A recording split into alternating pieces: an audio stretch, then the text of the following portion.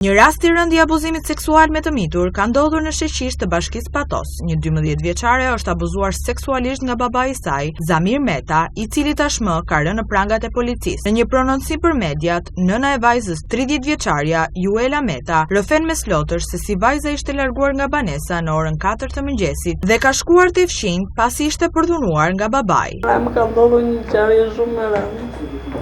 Mua në orën 4 më njofton vajza e dytë që këm ka iku vajza madhe nga shtëpia. Unë nuk rjem, kërkoj se që i vajzën dhe njoftoj policin.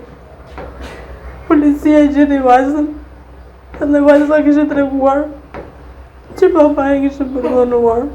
Unë shkoj në polici, atje i marrë vesh. Të gjitha, vajza i thot të gjitha, që kishte periati.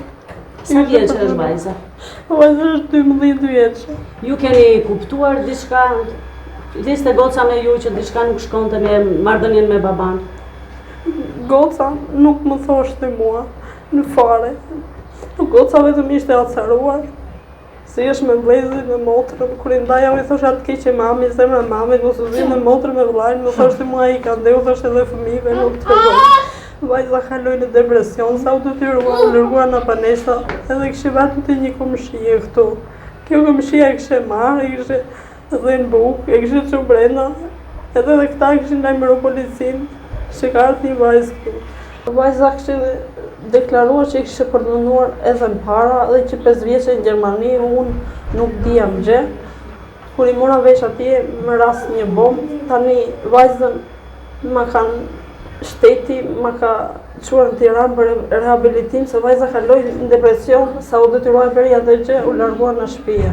Ajo pohon gjithashtu se vajza është abuzuar sistematikisht që në moshën 5 vjeçare, por nuk ishte në dieni, ndërsa tregon se vajza kishte sjellje agresive, por nuk i tregonte askujt për atë tmerr që përjetonte. Po kështu i dëgjova të gjitha dje se unë nuk dija në qas për se kishte ikur vajza në shtëpi për një njeri që mua më përdhunoi e vladin, me beri kthe e vladit, të kalbet në burg të marrë dënimin e merituar se unë nuk e dua me. Të bëjmë një nene fort për fëmijët e mi. Unë tani më ka rënë halli madh se burri mbante familjen, tashi unë jam shtëpit këto si janë shtëpit e mia, më ka rënë një halli madh tashi me 7 fëmijë unë.